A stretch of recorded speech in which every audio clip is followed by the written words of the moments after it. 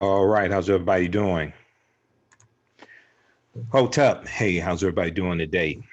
This is Michael M. Hotep, founder of the African History Network, host of the African History Network show. I'm a talk show host, researcher, lecturer, writer, and historian. So we should be live on YouTube and Facebook. All right, so it is Friday, January 17th, 2020.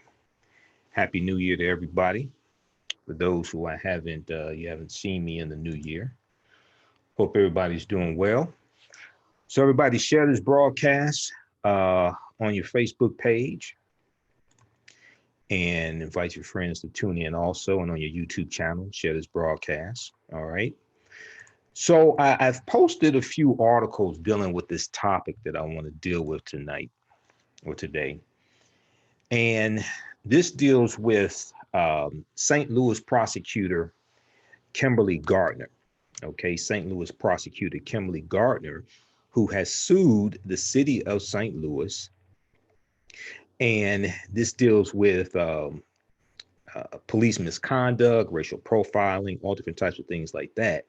But she is using the Ku Klux Klan Act of 1871, the Ku Klux Klan Act of 1871, which was the third of four what are called force acts, Force, force acts that were passed by Republicans in Congress during Reconstruction. And these acts were targeted at subduing, prosecuting the Ku Klux Klan, who were terrorizing African Americans during Reconstruction, former slaves, but also they were also attacking white Republicans as well. Okay, so I want to deal some with her case and deal with that story, dealing with prosecutor Kim Gardner. But specifically, I want to deal with the Ku Klux Klan Act of 1871. And I want to look at definitely the first three, what are called force acts, because there were, we see the acts in 1870, 1871, but also 1875 as well. And the Ku Klux Klan Act of 1871 is still on the books today, but part of it was struck down by the U.S. Supreme Court in 1882 and deemed unconstitutional. All right, so this deals with understanding history, this deals with understanding law, this deals with understanding the Civil War, Reconstruction, things like that. All right, how's everybody doing? Okay, so everybody share this broadcast, and I need to share it myself. All right, I need to share it also. All right, and then African American business owners, email us at customer service at AfricanHistoryNetwork.com, customer service at AfricanHistoryNetwork.com. We'll let you know how you can advertise with the African History Network, and you can post the name of your business here on the thread of the broadcast. We'll let you know how you can advertise with the African History Network. Then also, if you want to support the African History Network, you can donate through Cash App, because we have Cash App now, $ the AHN show through Cash App, $ the AHN show through Cash App, and then also through PayPal, um, paypal.me/the AHN show, paypal.me/the AHN show, and then also at our website, AfricanHistoryNetwork.com. All right. And let's see, we'll post this information here as well. All right, so New York Times is a really good article. I've posted a few articles about this. I know Roland Martin did a really good interview with Kim Gardner earlier, a few days ago. He did that. Excellent. I watched the interview that he did with her as well. And we also saw that African American female prosecutors came and supported Kim Gardner on Tuesday. I think that was January 14th. All right. So let's look at this article from the New York Times. New York Times is a really, really good article that I read dealing with this case here. This is from originally published Monday, January 13th, 2020, updated Wednesday, January 15th, 2020. Prosecutor sues own city under a law passed to fight the KKK. Prosecutor sues own city under a law passed to fight the KKK. And, you know, this is interesting. Another reason why this is really important is because we saw that with the case dealing with Comcast. Um, Byron Allen is suing Comcast, and he's using the Civil Rights Act of 1866, which is one of those Reconstruction era laws as well. And a lot of people don't know that that exists. A lot of African Americans don't know that that law exists as well. All right. So let me post this here. Okay. Post that on Twitter also. All right. So let's look at this article from New York Times. Kimberly Gardner, the top prosecutor in St. Louis, who is under investigation herself, is accusing city officials of a racially motivated conspiracy to stop her from doing her job. All right. So a battle between St. Louis's first African-American top prosecutor and the city's largely white legal establishment escalated this past week, with the prosecutor suing her opponents under a little used federal law passed in the wake of the Civil War to stem violence by the KKK. And I'm going to give you a number of historical articles dealing with the Ku Klux Klan Act of 1871 as well.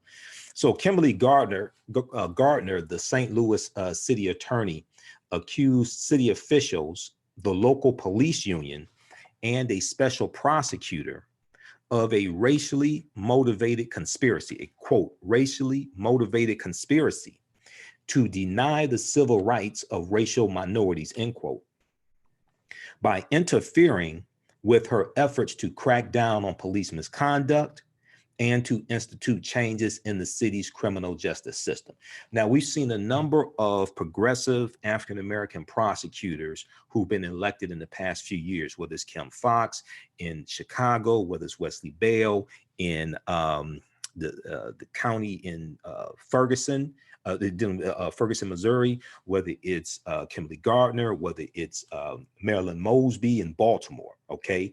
And they are largely coming under attack by police unions, different entities like that, who don't like the fact that they're really trying to reform the criminal justice system and that they're calling for police accountability, all right? And they're going after a lot of corrupt police officers. Okay, so the targets of her lawsuit filed on Monday, January 13th, 2020 in federal district court in St. Louis sharply denied the accusations, okay, with the police union. Sorry, the targets of her lawsuit, which was filed on January 13th, 2020, Monday, January 13th, 2020, in federal district court in St. Louis. The targets of a lawsuit sharply denied the accusations, while the police union calling the legal action, quote, frivolous, desperate, and pathetic, end quote, and characterizing the decision to file it as, quote, the last act of a desperate woman, end quote, who is herself under investigation by the special prosecutor. We also saw on, what was that, Tuesday or Wednesday? We also saw on Wednesday, January 15th, 2020, we saw another police union, the Ethical Society of Police, or police organization, the Ethical Society of Police, who is made up, according to the report from KSDK Channel 5 in St. Louis, the NBC affiliate there in the St. Louis area. The organization is 97% African-American law enforcement officers. They have come out in support of prosecutor Kimberly Gardner as well. We'll post the link here on the thread of the broadcast so you can read this article, and they have a news report. They have a video in here as well. Ethical Society of Police stands with Kim Gardner in racism lawsuit against city police union. ESOP leaders say they don't always agree with embattled circuit attorney Kim Gardner, but they back Gardner's claims of systemic racism within the police department, okay? And let me post this link here also. I want you to check this out as well. All right, so let's continue here. So the tension between prosecutor Kimberly Gardner and other officials in St. Louis is one of many flashpoints around the country. between the traditional law enforcement establishment and a new wave of prosecutors who were elected after promising to rein in police misconduct, send fewer nonviolent offenders to prison, and repair relationships with minority communities. So this is extremely important. You have progressive African-American prosecutors who are doing what they're supposed to do, doing what we elected them to do. I mean, if somebody's guilty, somebody, harms a child or somebody's guilty, right? Usually rational people want that person to go to prison, but we see other cases where people have evidence planted, people have drugs planted on them, they're railroaded, okay? And we want those people to have a fair trial. If they're not guilty, we want them to be acquitted. We want them to be released. We don't want a situation like the Central Park Five, who are now the exonerated five. We don't want situations like that to take place, right? So you have a number of progressive African-American prosecutors who are doing what they were elected to do, okay? But you have a lot of people who are against this. And the other thing that's really important to understand is you had African Americans across the country who, and part of this has to do with the Black Lives Matter movement, okay? Some people may not like the Black Lives Matter movement or have some disagreements with some aspects, things like this, but that movement there, and then others who were just activists in general, may not be quote unquote part of Black Lives Matter, whatever, but realizing how important local elections are and realizing, well, wait a second, a lot of these problems that we're complaining about, like in the criminal justice system, and we talk about police officers, police misconduct, police officers not being charged and things like this, that has to do with the prosecutor. So a lot of them started realizing, well, wait a second, these positions of district attorneys and things like this, prosecutors, these are elected positions.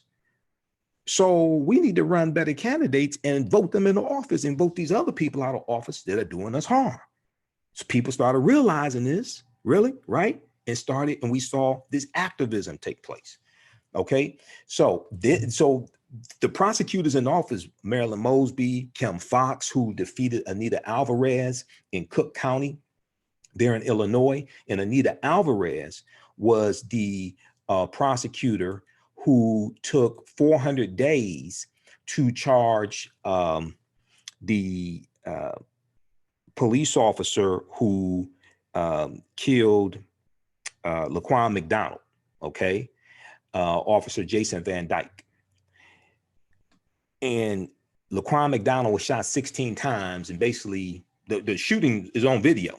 She had the video. Took her 400 days to file charges. Okay, it's a whole backstory behind that. Most of y'all know that backstory as well.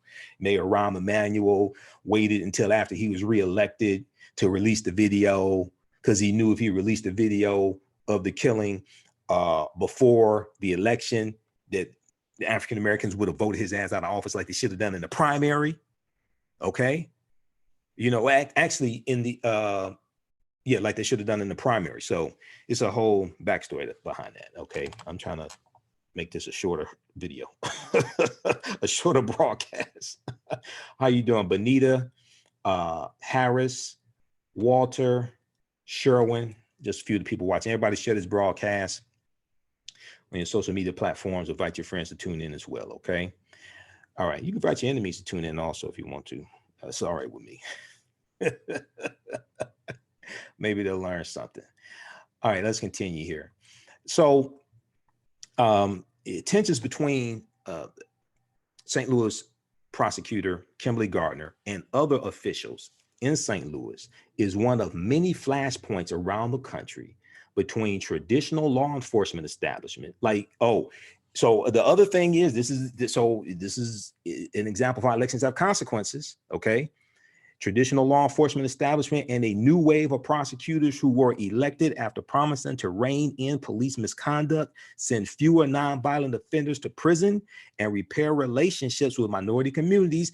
This ties in directly with Attorney General William Barr, who should be removed from office, who is a henchman of Donald John Trump, and both of them are against holding police officers accountable.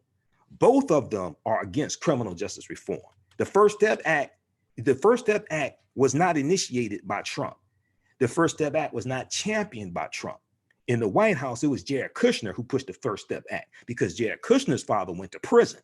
Jared Kushner's father was sent to prison by Governor Chris Christie when Governor Chris Christie was a U.S. attorney. And Chris Christie prosecuted Jared Kushner's father and sent him to prison. Donald Trump, when he ran for office in 2016, he didn't run on criminal justice reform. He ran on law and order. He wasn't talking about criminal justice reform in 2016. Okay.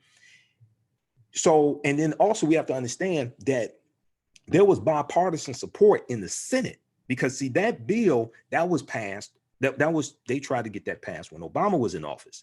It was blocked in the Senate by Jeff Sessions when Jeff Sessions was in the U.S. Senate. Jeff Sessions is against senator from Alabama. Jeff Sessions is against criminal justice reform.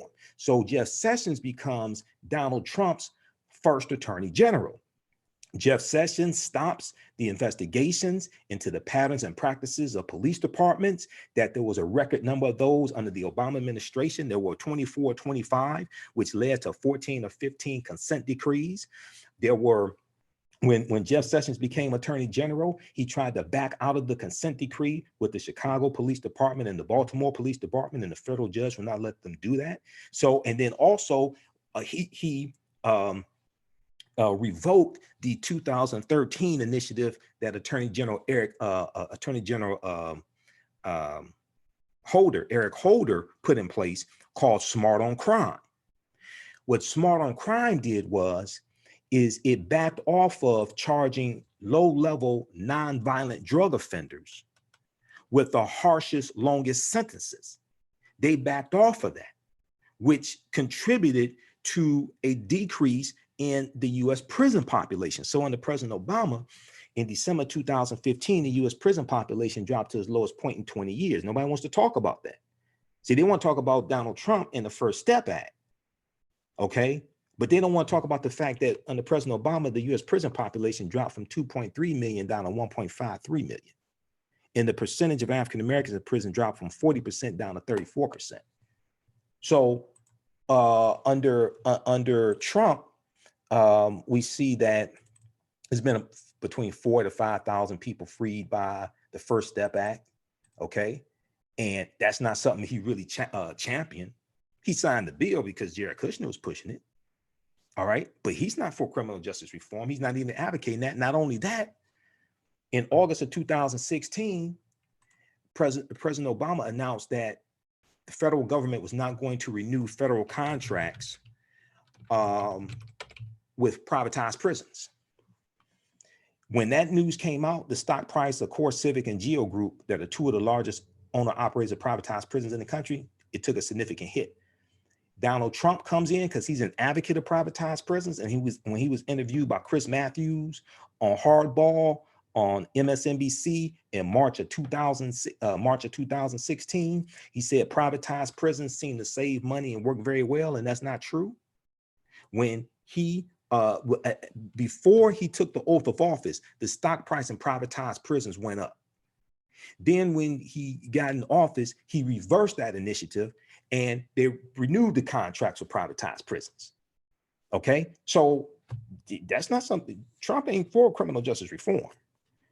The First Step Act is a one-off, and people don't seem to realize it. This is why people like Candace Owens and Katrina Pearson, they want to just keep talking about the First Step Act. They don't want to talk about all these other initiatives dealing with criminal justice reform and lowering the prison population that Trump has reversed. They don't want to deal with none of that. They don't want to deal with Attorney General William Barr, who's against criminal justice reform. They don't want to deal with Jeff Sessions, none of that. They just want to focus on the First Step Act, which is ridiculous. Read this from Pew Research. Okay. The gap between the number of blacks and whites in prison is shrinking. Okay, read this from Pew Research. It gives more background information, more documentation, into what I'm talking about, because I know everybody doesn't, some people may not know this or don't have this information at their fingertips. And I have thousands of articles bookmarked that I read on all different subjects. So this is from Pew Research, and this backs that up. And then also I'm going to put some in the thread of the broadcast when we're done. I'll put some other links to articles as well. Newsweek.com has the article also that deals with the U.S. prison population dropping to its lowest point in 20 years under President Obama. And, I find it interesting. Donald Trump doesn't want to talk about that. He just totally ignores that like he invented something. So, all right, so let's post that link here as well. All right, that's from Newsweek. That is from December 29th, 2016. The Department of Justice report that they cite in the article, I read that also. So that's how I know, because I read the reports as well. Okay, let's continue here. Let's go back to this article from New York Times, and let's see who we have here. Okay, how's everybody doing? All right, and if you'd like this type of information also, you can donate to the African History Network, Cash App, $ the AHN show, through Cash App, and then also PayPal, paypal.me/the AHN show, or at our website, AfricanHistoryNetwork.com. All right. So let's go back to the article from New York Times. So on Tuesday, January 14th, 2020, several other district attorneys from across the country, all of them African-American women, traveled to St. Louis to support prosecutor Kimberly Gardner at a rally with civil rights activists, saying she had been the target of a fundamentally racist system that has also thwarted some of their efforts. News1.com has a really good article dealing with this from January 14, 2020 by Adrian Moore, entitled "Black Women Prosecutors Unite After Lawsuit Against Racist St. Louis Cop." So you can check out that article as well. We'll give you that link here, so you can read that when you get a chance. So Attorney Marilyn Mosby, Baltimore State's Attorney Marilyn Mosby said, quote, the keepers of the status quo that brought us mass incarceration, the over-criminalization of poor Black and brown people, tough sentences, no redemption and second chances won't give up their power quietly. Okay.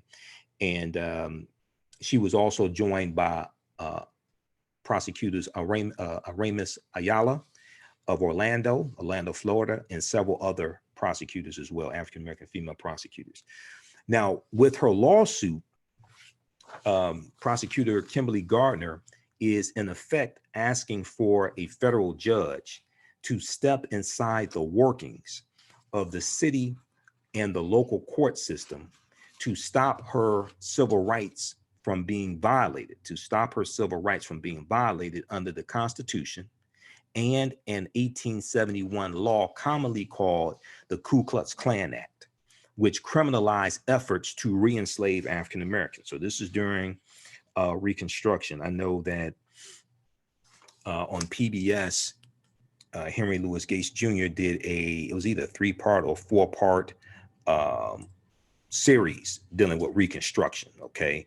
And he has some good information. You heard me talk about him before. I disagree with him on, some things in the transatlantic slave trade, but I've always said he does some good work, because I've read dozens of his articles, and he does some good research on some things he does. And also, I have 2 of his books here. Oh, here's one of them. The African Americans, Many Rivers to Cross. The other book, I got 3 stacks, well, actually 4 stacks of book here, 4 stacks of books here. 1 stack fell down.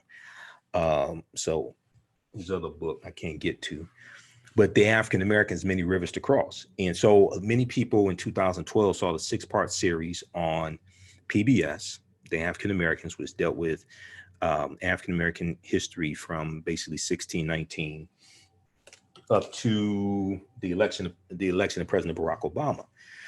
But he also put out a companion book to that goes much deeper into the history. So it's a good book. It doesn't deal with the ancient African presence here going back at least 51,700 years ago, like Dr. David Imhotep's book does. The first Americans were Africans, documented evidence, but he does talk about Juan Garrido. And Juan Garrido came to Florida with Juan Ponce de Leon, the Spanish conquistador, in 1513. Juan Garrido was born in 1480 in West Africa. Juan Garrido is probably most likely what I've seen, and this is how he states it, but the information I've seen, Juan Garrido is probably the first African we know of by name to come to this land. And that's 1513.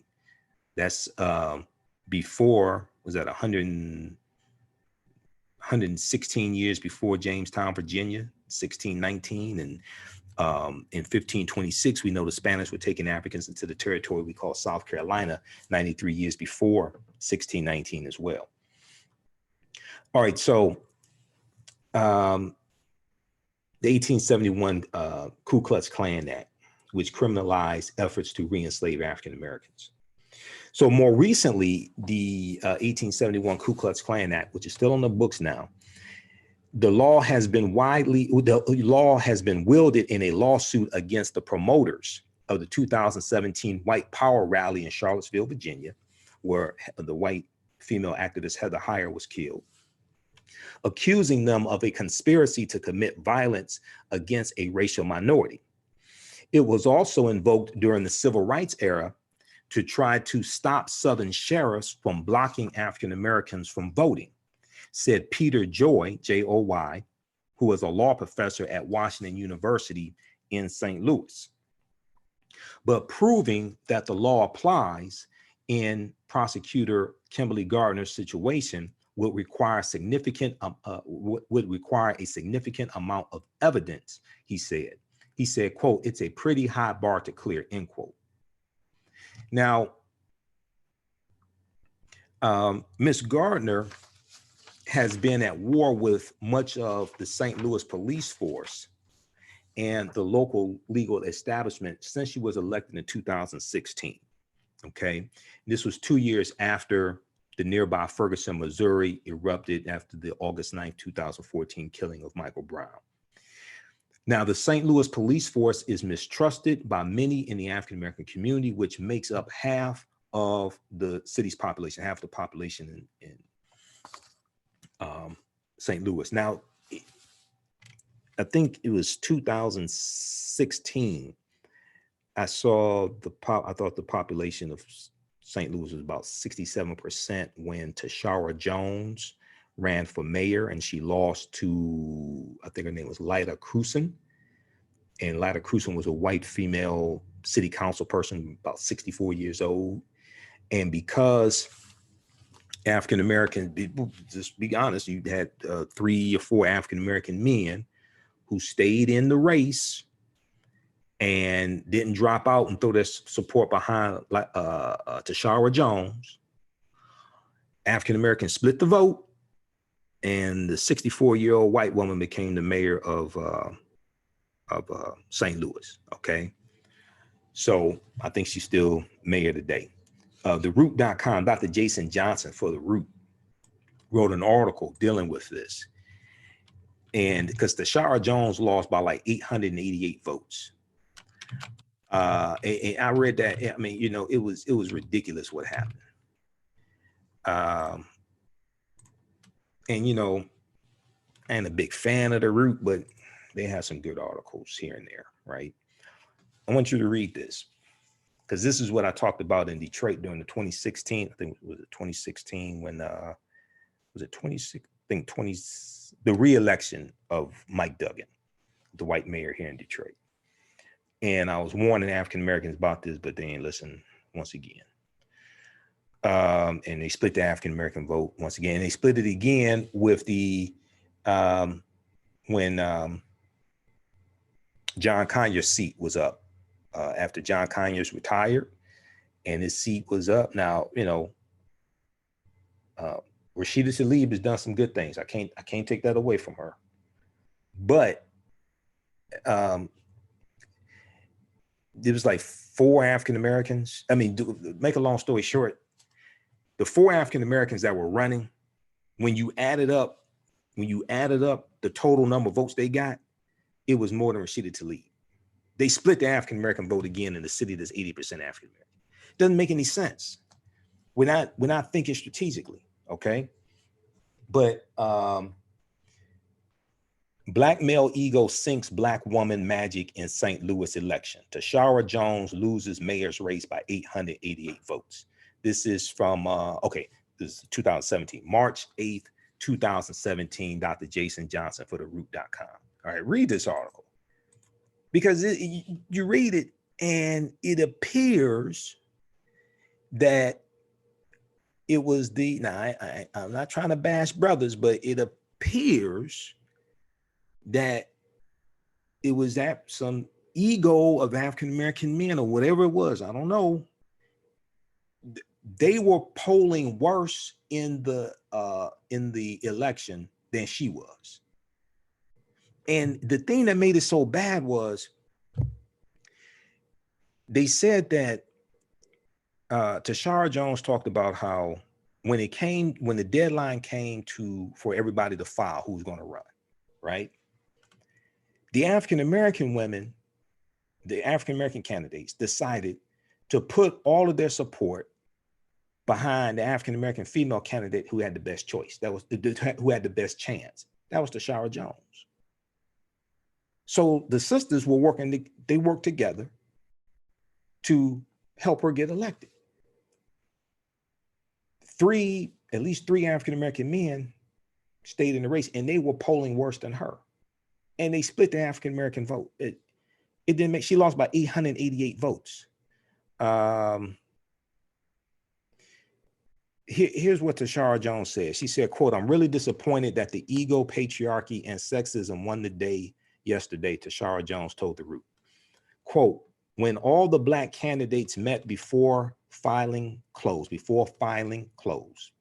application to run, only the black women decided to work together and support each other. When will we come together for the common good? Even if all the men in the race got together and decided to go with one male candidate, we would have had a much different outcome." So I'm not attacking the brothers. I ain't bashing them at that. I'm just saying, damn, we need to learn. We invented math, but we don't understand math. This is what I'm saying. We invented math, but apparently we don't understand math. And I see this time and time again. Okay, so I want to post this article. I want people to read this, all right? Let's see here. Let me see if okay. Yeah, black male ego sinks black woman magic in St. Louis election. Tashara Jones loses mayor's race by 888 votes. Okay, so check this out here. This is from theroot.com. All right, so you got Jade News. How you doing, Jade News? How you doing, boards in the hood? Okay. How's everybody doing? Everybody share this broadcast. Invite your friends to tune in also. Be sure to subscribe on our Facebook fan page, The African History Network, The African History Network, and subscribe on our YouTube channel, Michael Imhotep, Imhotep. For those who are not familiar, I am Michael Imhotep, founder of the African History Network, host of the African History Network show, Sundays, 9 p.m. to 11 p.m. Eastern Standard Time on 9:10 a.m. the Superstation, WFDF, here in Detroit. So we post those videos here of my show as well. All right, let's continue here. Okay, so let's see. So the St. Louis police force is mistrusted by many in the African-American community, which makes up half the city population. Now, Prosecutor Kimberly Gardner took several steps to make the police department more accountable, including creating a list of more than 50 officers who could not bring cases for prosecution to her office because of concerns over their credibility. And we also saw recently Prosecutor Marilyn Mosby in Baltimore is trying to get close to about 800 cases dismissed because she said that the cases were brought by officers who lack credibility, okay, for various reasons, what have you. Now, Prosecutor Kimberly Gardner also indicted the state's governor at the time, Eric Greitens, Greitens, who had been a rising star in national Republican politics. The business manager of the local police union, Jeff Ruda, R-O-O-R-D-A, has been called for Ms. Gardner's indictment, and he recently went on a radio show to suggest that she be removed from office, quote, by force or by choice, end quote, by force or by choice. That sounds like when the white supremacists removed African-American elected officials in Wilmington, North Carolina, 1898. All right. This sounds like one of the reasons why the Ku Klux Klan Act of 1871 was put in place. And they have a link here to stltoday.com. They have the article here, Trust in Criminal Justice in St. Louis Goes Up in Flames as Ruda and Gardner camps play with fire, October 11th, 2019. Okay, so we'll post this link here also. That's a source article that you can check out dealing with that. When she was interviewed by Roland Martin, she talked about that incident as well. All right, so in an interview, Kimberly Gardner said the lawsuit was about making sure she was allowed to implement the platform she was elected on. Okay, she said, quote, "We're not going to let fear and injustice stop the reforms that are needed. This is also about the continuing acts on progressive prosecutors. This is also about the continuing acts on progressive prosecutors, not just in St. Louis, but around this country. We know that Attorney General William Barr is against these progressive prosecutors also." Okay, this is an example how elections have consequences. I keep telling people repeatedly, the presidential election ain't about one person versus another person. There's about 4,000 positions Trump had to fill in his administration. You're dealing with ideology, and you're dealing with putting the country on a trajectory for the next 25, 30, 35, 40 years. This is why Trump has gotten 187 federal judges confirmed since he took the oath of office, January 20th, 2017. By December of 2019, he had gotten 187 federal judges confirmed, which are lifetime appointments. He has nominated 1/4 of the federal bench.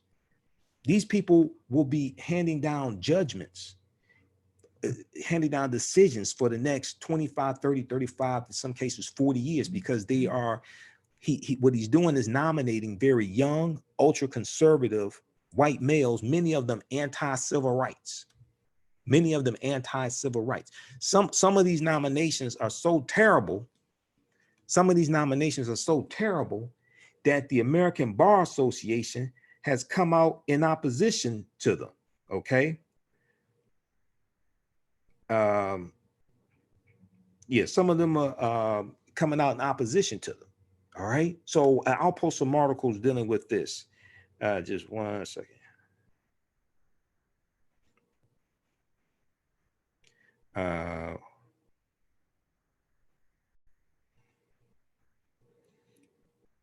Okay, just one second here. I got to respond to this quick message.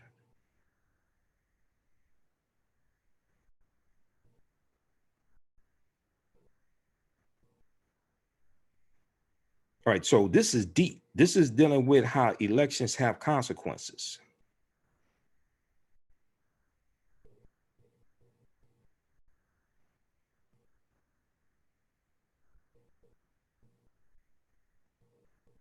This is dealing with how elections have consequences, okay?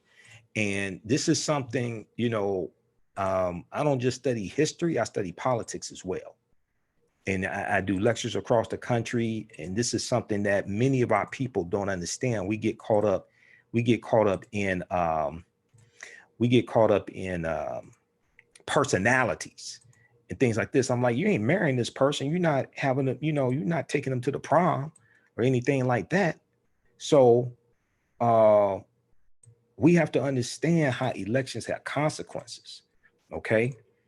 And we have to understand how to play this game. We have to understand how these policies impact us on a daily basis. Politics is the legal distribution of scarce wealth, power, and resources, and the writing of laws, statutes, ordinances, amendments, and treaties, their adoption, interpretation, and enforcement. This is what politics is. So, when I teach, some of you have seen some of my videos, you may have attended some of my lectures, and you listen to the African History Network show. So you hear me talk about 6 principles of political self-defense. And political self-defense is a term that I've coined and come up with this concept to be able to teach people how to deal with, how to understand politics and navigate throughout this, right? But at the same time, as one of my teachers, Dr. Claude Anderson, talks about, we have to leverage our economics to enforce our politics. We have to leverage our economics to enforce our politics. So some people misunderstand. I know Dr. Claude Anderson for years. I've interviewed him a number of times. I'm going to get with him. And usually I interview him usually in January, late January, maybe early February. So he can give us marching orders for that year. And with this being an election year, this is a critical year. But a lot of people think he's telling Black people don't vote. He's not telling them don't vote. He's saying get something tangible in exchange for your vote. He's not telling Black people don't vote. I know him personally. A lot of people misunderstand that. He's saying we have to do more than just vote. And he talks about leveraging our economics to enforce our politics. He's not telling people, he's not saying that we should not vote. He's saying you got to do more than that. It's not just voting. That's what he's trying to explain. Sometimes, he's getting older and he's frustrated. Okay. So a lot of times when people think he's telling people don't vote, what he's saying is don't fall for the trap of people telling you all you have to do is vote. You got to do more than that. But he's not telling Black people, because I gave him a specific example. When I interviewed him in, I think, 2018, and we dealt with immigration, and it's here on YouTube. I gave him this specific example of what happened in St. Louis. And African-American, and actually in the article, I think it said African-Americans were like 67% of the population. They were the majority of the population. I said, Doc, are you saying in a situation like this, Black people should stay home and not vote? He said, no. He said they should vote, but they have to enforce they have to leverage their economics to enforce their politics. Okay, so go watch that video as well. All right, that's your homework assignment, okay? Because I know a lot of people beat up on him, things like that, and he ain't on social media all day. So a lot of times he can't respond. And I know in 2019, he had some health challenges, things like that. But he's not telling African Americans or Black people, don't vote. He's saying you got to do more than that, all right? Okay. All right, let's continue here.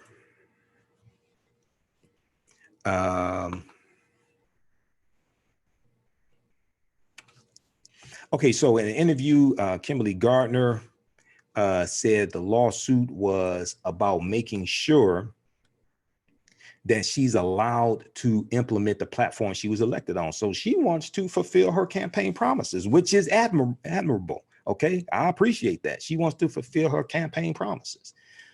All right, she said, we're not going to let fear and injustice stop. Just jumped around. Look at there, I got this printed up also.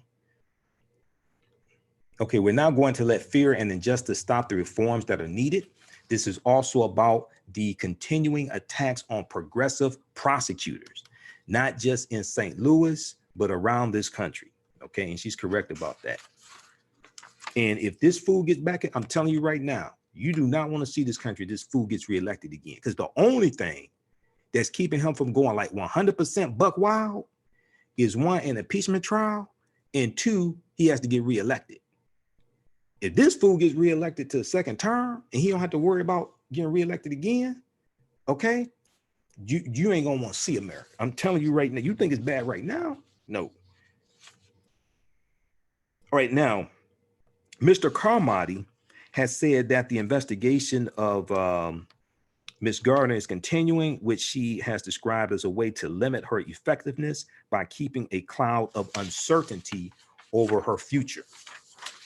Now, as evidence of a conspiracy against her, prosecutor Kimberly Gardner's lawsuit notes that one of Mr. Greitens, the former governor that she investigated, one of Greitens' chief defense lawyers is a longtime friend of Mr. Carmody, creating what she called a conflict of interest that made Carmody an improper choice to investigate a complaint filed by the governor's legal team.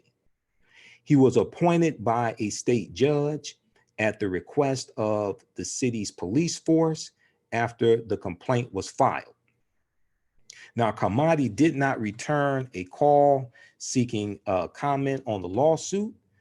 Jacob Long, a spokesman for the St. Louis mayor's office, said, quote, "The city of St. Louis vehemently denies what it considers to be meritless allegations levied against it by Circuit Attorney Kim Gardner. The city fully expects to be vindicated," end quote. All right. So you can check out this article in its entirety. This is from the New York Times. We'll post a link here as well. Prosecutor sues her own city under a law passed to fight KKK. Okay, so I want to give you that background information because I know a lot of people may have seen bits and pieces of this story on social media, etc., but you may not know exactly what it is. Okay, so now I want to jump into specifically what I want to talk about. This deals with the Ku Klux Klan Act of 1871 and what are called the Force Acts. The Ku Klux Klan Act of 1871 was the third of four Force Acts, F-O-R-C-E, from 1870 to 1875, which were Reconstruction era acts designed to protect largely protect African Americans from the Ku Klux Klan and to subdue the Ku Klux Klan and prosecute them.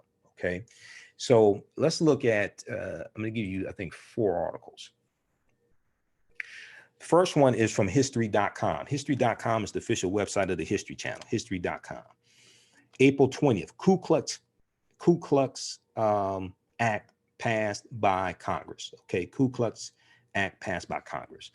So with the passage of the third Force Act, F-O-R-C-E, and I'll go through all 4 of them. The third Force Act, popularly known as the Ku Klux Act or Ku Klux Klan Act, Congress authorizes President Ulysses S. Grant to declare martial law, impose heavy penalties against terrorist organizations, declare martial law and impose heavy penalties against terrorist organizations, and use military force to suppress the Ku Klux Klan. Okay, and I'm going to talk about a specific incident that happened in South Carolina where they imposed martial law on 9 counties in South Carolina. So we know the Ku Klux Klan is founded December 24th, 1865 in Pulaski, Tennessee. About a week or so after the 13th Amendment is ratified, December 18th, 1865. Civil War ends June 2nd, 1865. Okay. So the Ku Klux Klan was founded by a group of Confederate veterans of the Confederacy, right?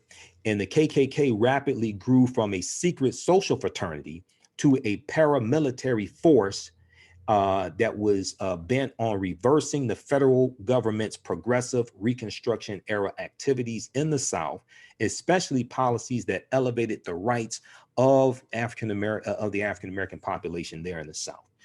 They were also against African Americans being elected to Congress. So you're going to have about 20, during Reconstruction, about 20 members in the House of Representatives and 2 U.S. senators. Okay. And all this is taking place during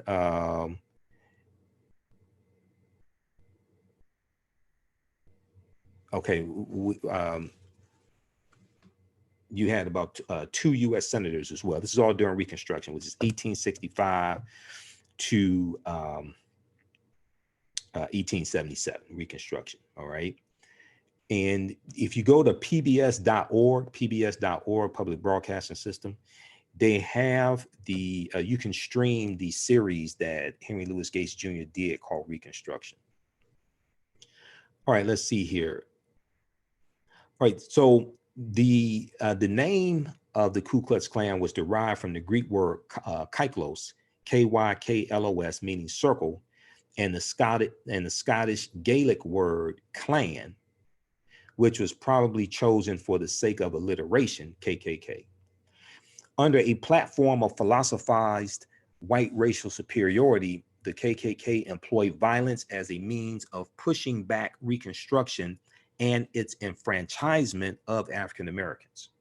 Former Confederate General Nathan Bedford Forrest was the KKK's first Grand Wizard, and in 1869, he unsuccessfully tried to disband the KKK after he grew critical of the Klan's excessive violence.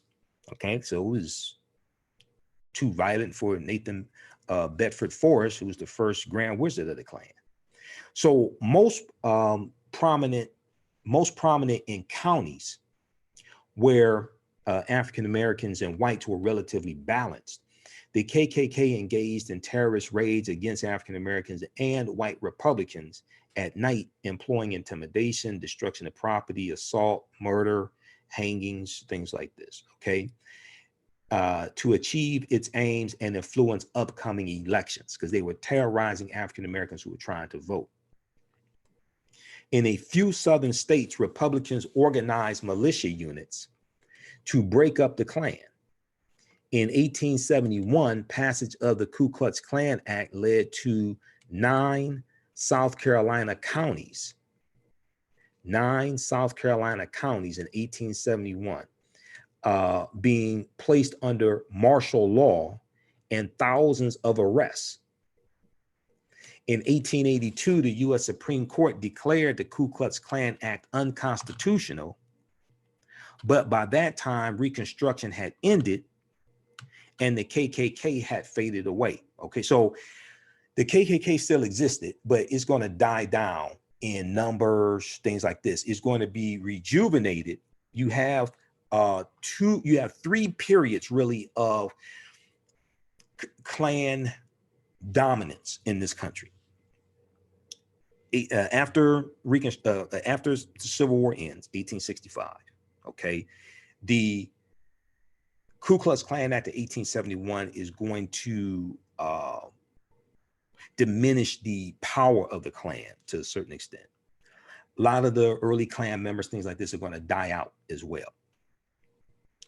They're going to be rejuvenated in 1915 because of the movie The Birth of a Nation, which debuted February 8th, 1915. Okay, because the Ku Klux Klan, we know The Birth of a Nation, directed by D.W. Griffith, is based upon a novel called The Klansman, written by Reverend Thomas Dixon. And the Ku Klux Klan are the heroes of the movie. At the end of the movie, they put down a rebellion by former Negro Union soldiers, because the movie takes place during slavery, Civil War, and Reconstruction.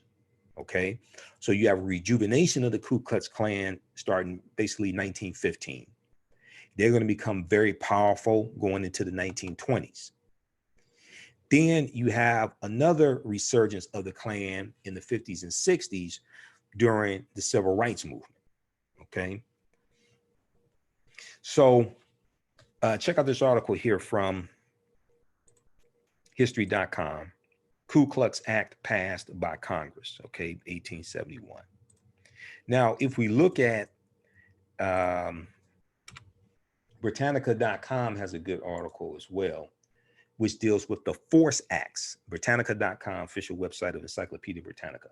Force Acts, 1870 to 1875. And it says Force Acts in U.S. history is a series of 4 acts passed by Republican Reconstruction supporters in the Congress between May 31st, 1870 and March 1st, 1875 to protect constitutional rights guaranteed to Blacks by the 14th and 15th Amendments. The major provisions of the acts authorize federal authorities to enforce penalties upon anyone interfering with the registration, voting, office holding, or jury service of African Americans provided by federal election supervisors, and empowered the president to use military forces to make summary arrests.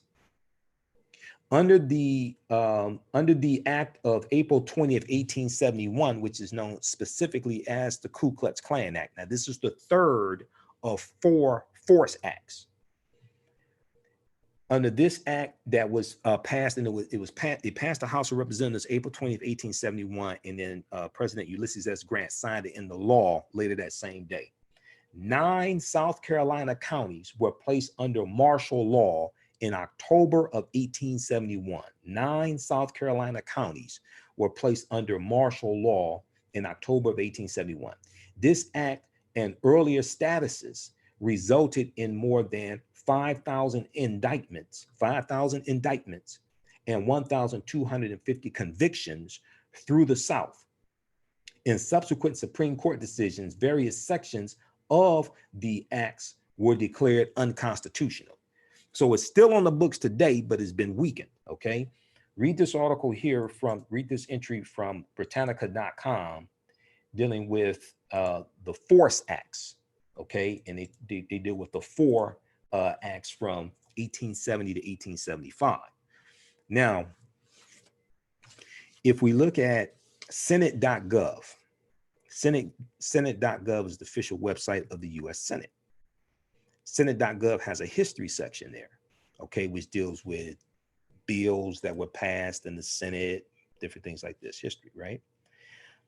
If we look at landmark legislation, the enforcement acts of 1870 and 1871, landmark legislation, the enforcement acts of 1870 and 1871, okay? Just a second.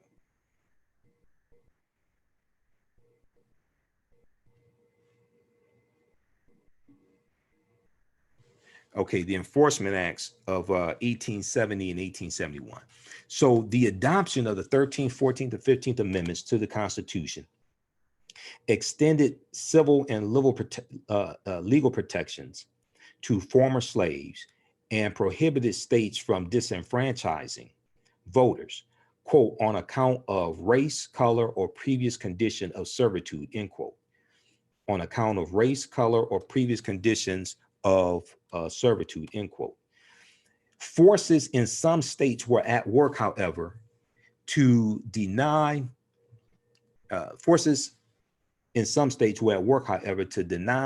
African Americans their legal rights. Members of the Ku Klux Klan, for example, terrorized African American citizens for exercising their right to vote, running for public office, and serving on juries. In response, Congress passed a series of enforcement acts in 1870 and 1871, also known as the Force Acts, F-O-R-C-E, to end such violence and empower the president to use military force to protect African Americans. In the first effort to counteract such use of violence and intimidation, Congress passed the Enforcement Act of May of 1870, which prohibited groups of people from banding together, quote, or to go in disguise upon the public highways or upon the premise of another, end quote, like wearing white hoods or black hoods or yellow hoods or green hoods, disguising yourself and attacking African Americans and attacking white Republicans as well. Okay, which prohibited groups of people from banding together or in disguise upon the public highways or upon the premises of another, with the intention of violating citizens' constitutional rights. Even this legislation did not diminish harassment or Black voters in some areas.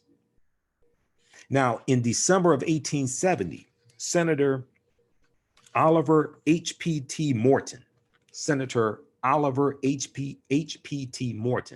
an Indiana Republican, introduced a resolution requesting the president to communicate any information he had about certain incidents of threatened resistance to the execution of the laws of the United States.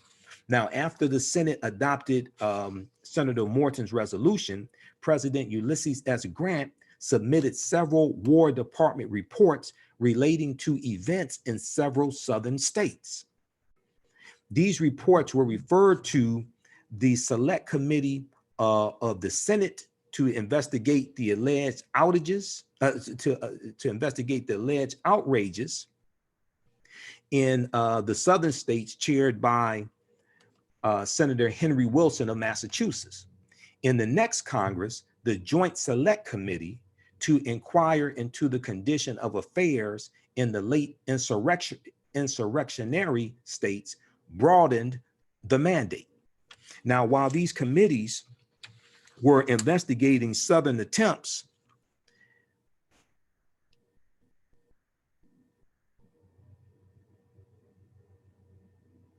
okay.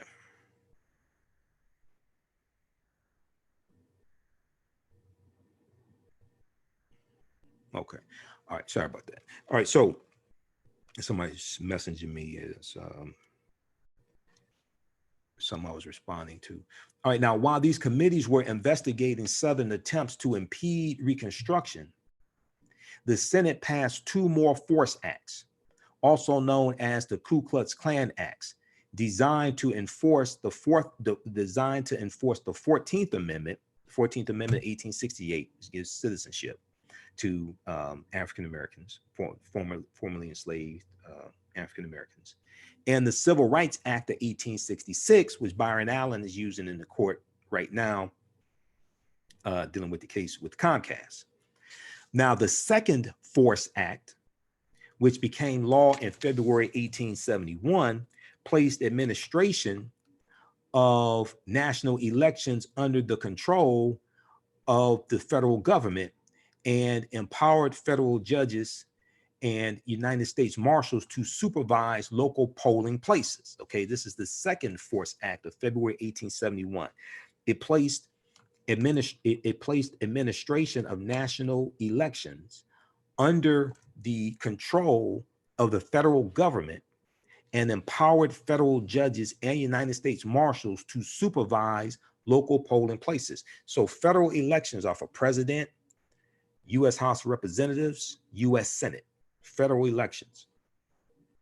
The third Force Act, dated April 1871, April 20th, 1871, that we just talked about, empowered the president to use the armed forces to combat those who conspired to deny equal protection of the laws, to suspend habeas corpus if necessary to enforce the act. Okay, so the president can use martial law, etc. Okay, this gives more power to the president.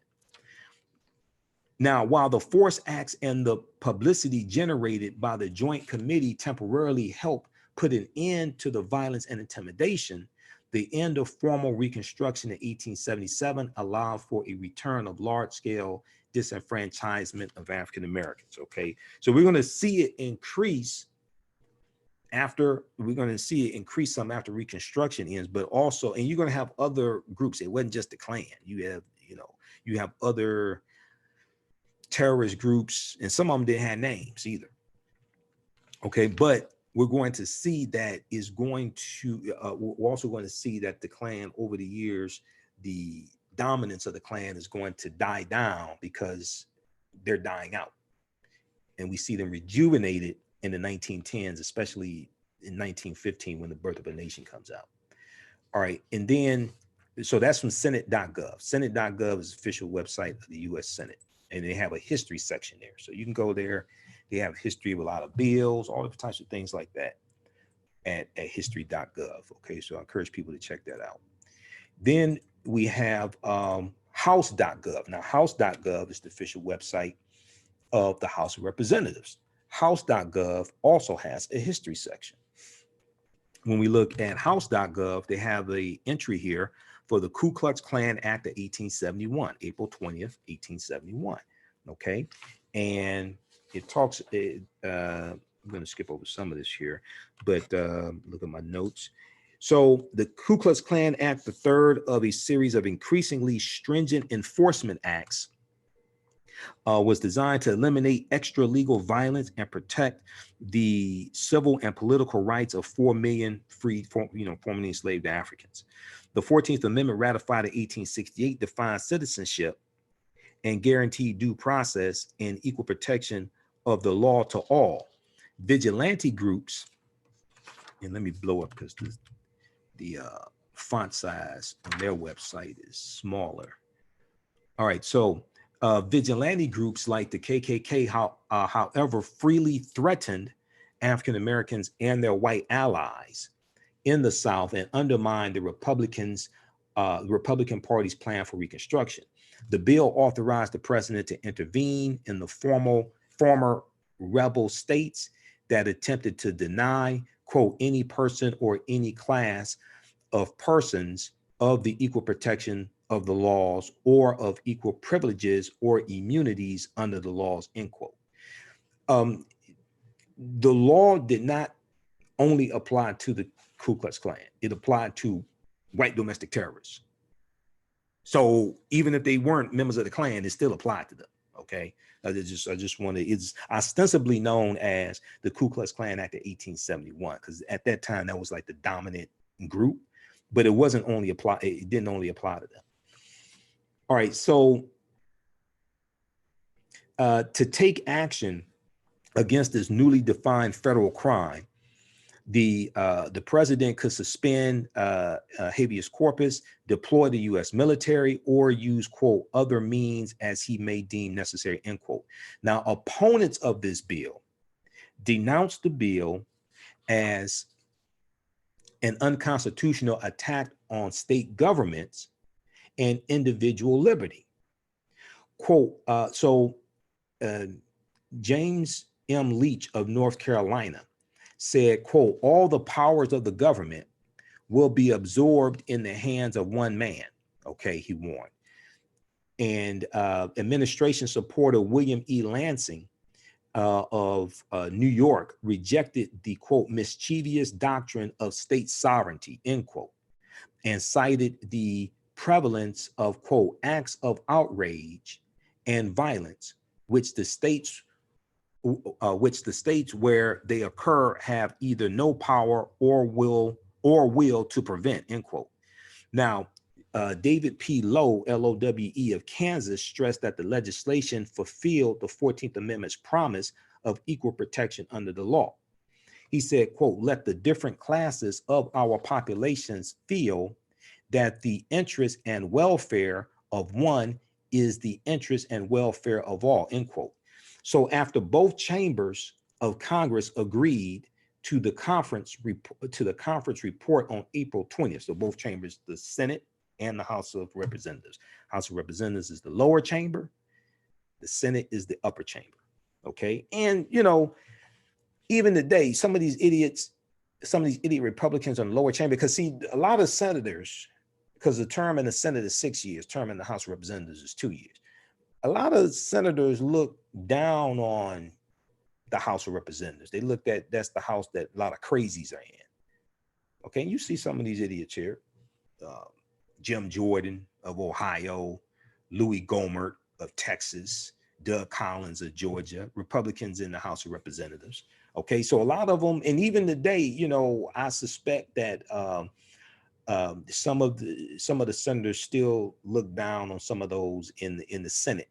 Some of those senators look down on some of those in the House of Representatives. Okay, in the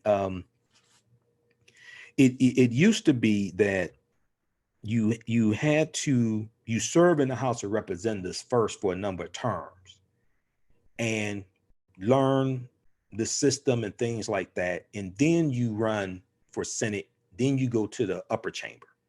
You don't just become a senator and not have served in Congress.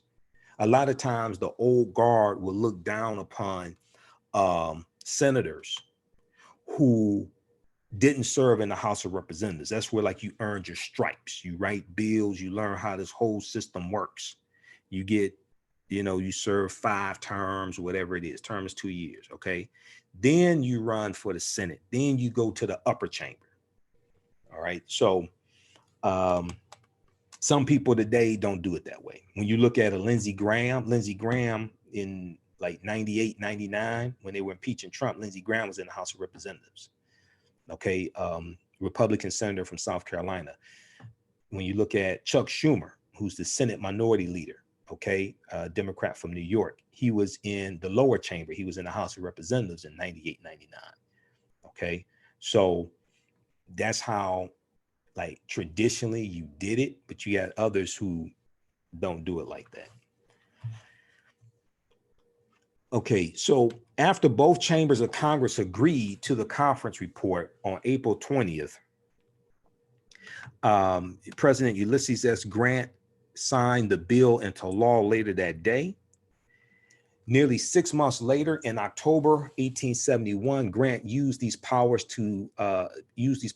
in several South Carolina counties, as we just talked about, and the Britannica.com mentions, demonstrating the willingness of the Republican-led federal government to take decisive action to protect the civil and political rights of the free people during Reconstruction. Now, keep in mind that this is before Reconstruction ends, because of the agreement between the Republicans and the Democrats, and for President Rutherford B. Hayes to become president, they agreed to remove the Union troops out of the South. Okay, because neither the Republican candidate nor the Democratic candidate had enough electoral college votes to become president. So that was the compromise. That's the compromise of 1877. Okay, Democrats say the Southern Democrats, because this is 1877. So this is even before segregation, really before what we call segregation, because this is still during Reconstruction. This is before Plessy versus Ferguson, 1896 U.S. Supreme Court case. So research the compromise of 1877. I think I have an article bookmarked on that.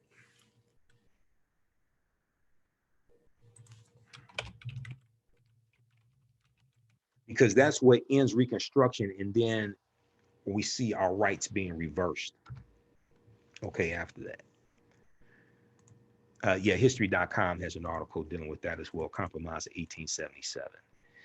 We saw another incident of the Civil Rights Act of I'm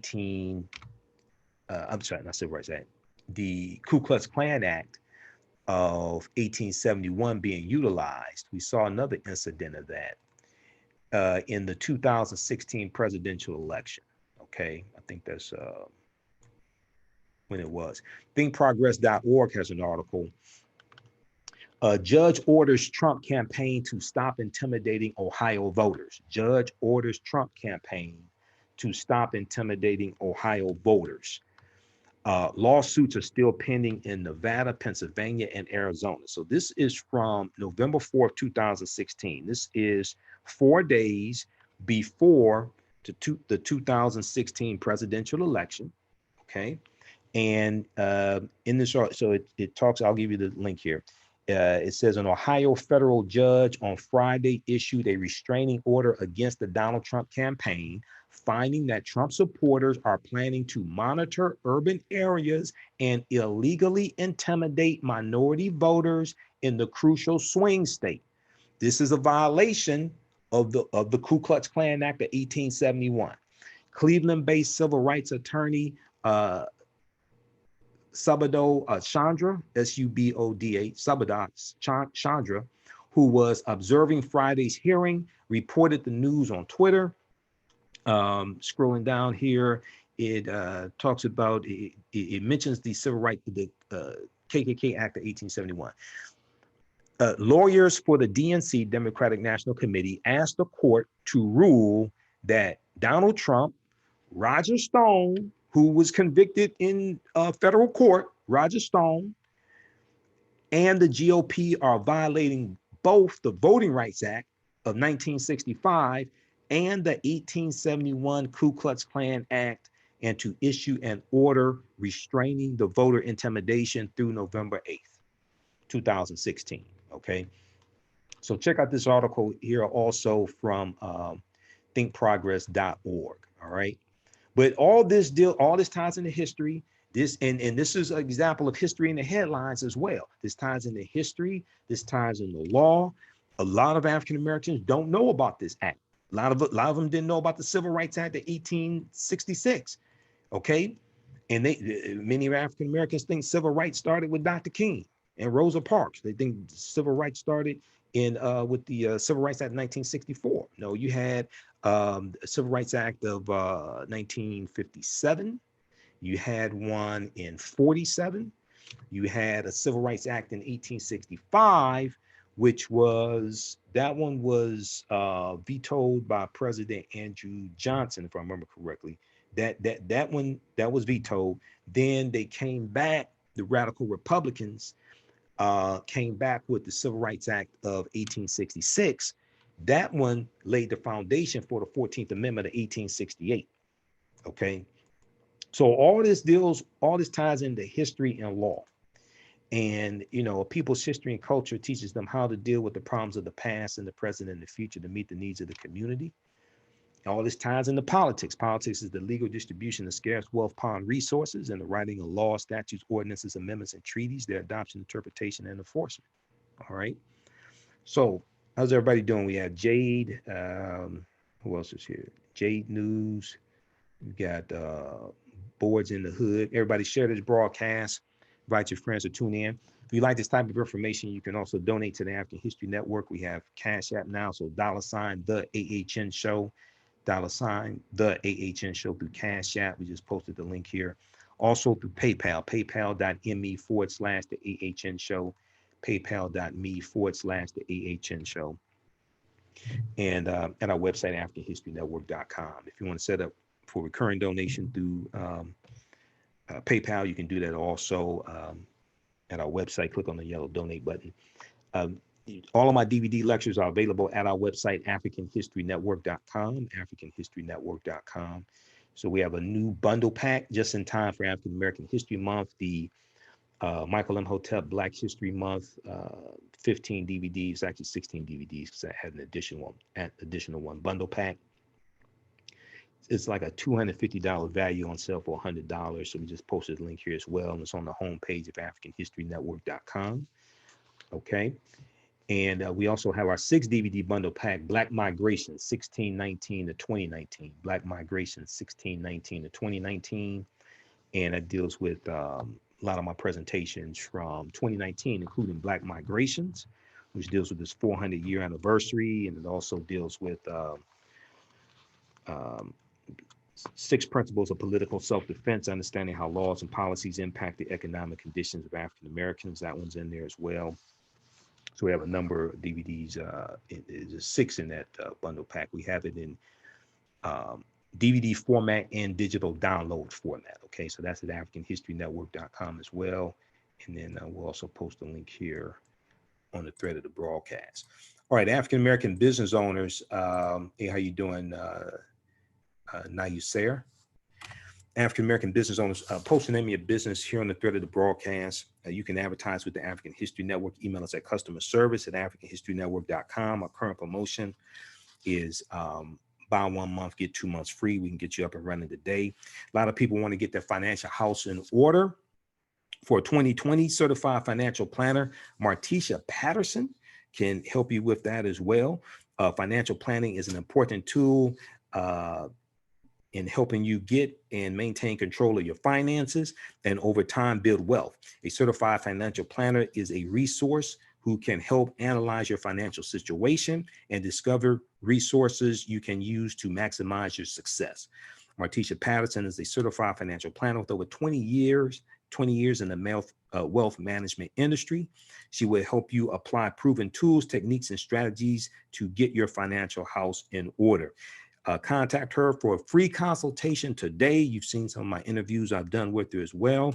Visit the website, PattersonPlans17.com, PattersonPlans17.com. You can also give her a call, 646-552-4384, 646-552-4384. Let her know you found out about this from the African History Network. All right, so a lot of times people are traveling and you may not be able to get the size of shoe that you want just anywhere. Maybe you have wide feet. The Wide Shoe Outlet can help you. You can visit their website, simplywide.com, simplywide.com. They also have a brick and mortar store. So those in the DMV area, you want to go to 4279 Branch Avenue in Marlow Heights, Maryland. Give them a call, 301-702-1401. They have men and women's sizes up to 15 EE. Brands including Naturalizers, Soft Spots, Ross Homerson, Pro Pet, Walking Cradles, Easy Street, and more. Okay, visit their website, simplywide.com, simplywide.com, but also call them 301-702-1401 for the Simply Wide Shoe Outlet. All right. And then lastly, we have another new advertiser here. Author Teresa Roseman is the author of the book available at Barnes & Noble and Amazon.com entitled She Remembered Her Path. Now, She Remembered Her Path is a poem which centers on a woman named Sheteria. She's a woman who finds herself in trouble. Sheteria feels she cannot make decisions that were simple in her younger life. The fear is she has stepped off her path. She has created and now needs guidance to return to her confident self. Find out what happens to Sheteria in the book She Remembered Her Path by author Teresa Roseman, available at Amazon.com, also on Kindle form in Amazon.com, Barnes & Noble, and eBay. All right, guys, let's see. We got, okay. Okay, so everybody, hey, listen to the African History Network show Sundays, 9 p.m. to 11 p.m. Eastern Standard Time, 9-10 a.m. the Superstation WFDF in Detroit. We broadcast on Facebook Live, the African History Network, my fan page on Facebook. Broadcast here on YouTube. Check us out. And also, all these shows, all these broadcasts are in audio podcast format at AfricanHistoryNetwork.com, AfricanHistoryNetwork.com. They're in audio podcast format there as well. Right on the homepage, click on Listen to Podcasts. Okay. And then wherever you get your podcast from, whether Stitcher, iTunes, Castbox, Acast, FM Player, TuneIn, search for the African History Network show. And our podcasts are there. Now, on our Blog Talk Radio page, blogtalkradio.com/the African History Network show, we have about 1,000 podcasts there because that's where I upload them and they automatically go to 7 different podcast platforms. So we have podcasts going back to 2010. All right. So and when you advertise with the African History Network, we take your 30-second to 60-second audio commercial and put it into the audio podcast of our broadcast. And then also, we, I mention your business or whatever it is in our Facebook Live broadcast and YouTube as well. Okay. So African-American business owners, email us at customerservice@AfricanHistoryNetwork.com. All right, guys, look, we have to get out of here. Remember, at the African History Network, we focus on educating, empowering, and inspiring people of African descent throughout the diaspora and around the world, because right now it's corrects wrong behavior. It's not over till we win. Wakanda forever. We'll talk to you next time. Peace.